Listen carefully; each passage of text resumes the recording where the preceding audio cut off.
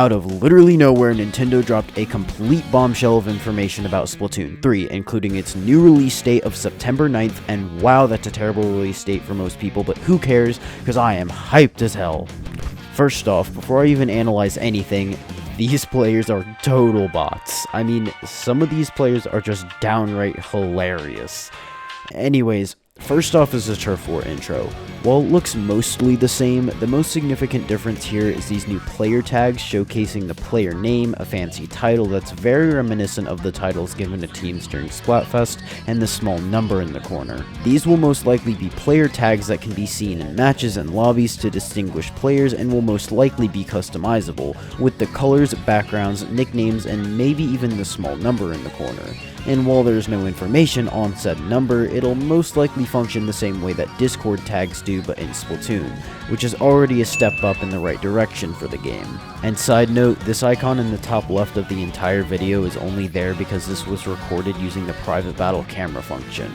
Or maybe it signifies that this is a replay mode, which would be insanely nice. The players load into the match just as we've seen before, and for the first time we actually see the new respawn mechanic in action, which will completely destroy campers. The game gives the players about 2 seconds before locking them into their chosen position, giving them yet another second before firing them off. Once the players are sent off, it appears they can only begin inking halfway through the descent and are also covered in ink armor for about 4 seconds once touching the ground, once again to destroy campers. Now just to rewind a bit, this is the first time that we've seen the Octobrush, Slosher, 52 Gal, and the Splattershot Pro, with a better look at the roller which was barely shown off in the Salmon Run trailer. And honestly, I gotta say, these look so much better than they did in the first 2 games. Once the cephalopods jump into the match, we get a good look at the new UI. While it looks incredibly similar, there's one significant difference about it. That how it's precisely the same but with different icons. Yeah, this is honestly a bit disappointing to me because I understand the if it ain't broke, don't fix it mentality, but still, there were a lot of improvements that could have been added, such as an on-screen ink meter, more communication options, and even seeing what abilities you have, a feature from the first game that they got rid of. But right off the bat, the gameplay looks to me much more fluent, smooth, and fast, minus the choppy spawn-in animations. Nothing much else happens until we're greeted with the new point sensor, which cleverly uses a marker as its icon. Instead of being thrown like a bomb and marking an area for a few seconds, it's now thrown like a dart and marks any opponent that gets hit by it, leaving a trail behind it for a few seconds, potentially meaning that if anyone walks into it, they'll be marked as well. This fundamentally changes the entire use of the sub because instead of being used to force and mark opponents in an area, it seems to only be suitable for marking opponents that can be seen, meaning it can be a good tool for pressure on a single opponent, but only if they're in a bad situation. The Trizuka is also shown off, confirming that the special does have a time limit and shooting shots does not affect the limit, but this does mean you can miss a shot or two.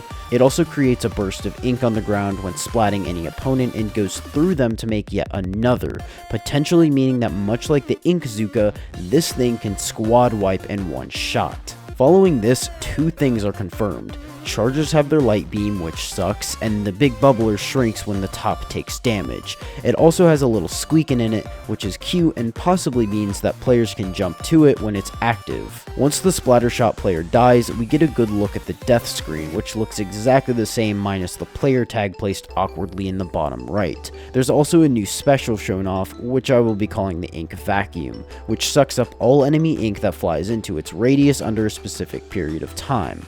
Once the time is up, a shot of ink is released in a similar vein to how the Rainmaker's shot works, with a really cool effect. The ink bow, now called the Tri-Stringer or just Stringer, is also fully shown off here, and wow, this thing is nothing like how I expected. What the fuck?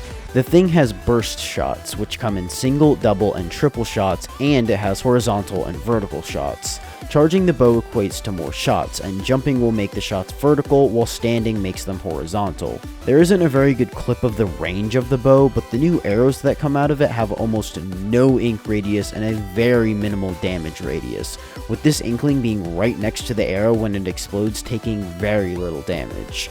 Oh, and speaking of damage, the ink on the ends of the screen do a much better job at showing off how much damage the player has taken than 2 did, with it being more exaggerated and darker than before. Next off, the Zipcaster is shown off, confirming essentially everything people theorized about the special. It has a time limit which decreases faster when the players use their weapon or use the arm shot, and it also looks insanely fun. Next up on the special list is the Crab Tank. Nothing new is showcased here other than the fact that going into the ball actually heals the player.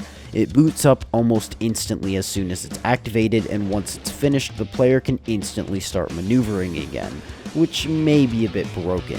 Killer Whale 5.1 gets its time in the spotlight next, and while nothing new is shown off, seeing it in action in real-time gameplay makes this Stingray and Splatoon 1 Killer Whale combination insanely good. But immediately stealing that spotlight, and what took everyone by surprise, was the Tri-Ink Strikes, and holy shit, this absolutely blew my mind. As while everyone loved Kraken in Splatoon 1, I loved this thing, and now it's back better than ever. Instead of using the map, the missiles now launch out of the backpack and the player throws missile indicators on the ground, followed by the same warning animation and same ink animation from the first game. The main difference now is how much smaller the shots are and the duration, which is to compensate for the fact that there are 3 of these things now. Now, here's one of the biggest parts of the trailer. In February, YouTuber ProChar made a video analyzing the Salmon Run second wave trailer, and in it he found out that the squid roll negates some damage as it has the invincibility sound when getting hit by the Stingray. This trailer confirms that this is true, and this new information will surely make battles far more interesting. Not much is really known about the squid roll, but it is a serious game changer for what it's worth right now. And that's honestly about it for what's shown off in the battle, but we're not even close to being done, as the end of the battle is one of the most visually different things about the game. First off, Lil Judd Gruen has not gotten a haircut. Second off, the stickers. Third, new medals, which hopefully means that Splatoon 3 has an achievement system in place that would seriously make the game a lot more engaging and give it a lot longer lifespan. Fourth, the winning animations, along with the overall style of this win screen, are fucking awesome, and I cannot express into words the eye candy that this scene is. And then we get our release date and key art for the game. Now for the rest of the stuff, which I'm gonna gloss over here. First off, kits, and for me personally, I still hope that they got rid of kits in this game and they're just allowing players to choose whatever sub and special they want. But just in case they still have kits, here's what each weapon has right now.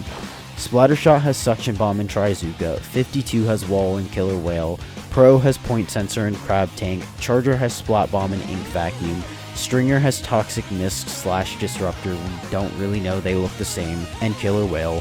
Octobrush has Suction Bomb and Ink Caster, Slosher has the Splat Bomb and Tri-Strike, and the only weapon that wasn't given any spotlight was the Roller, which is a crime in of itself, but it has Curling Bomb and Big Bubbler.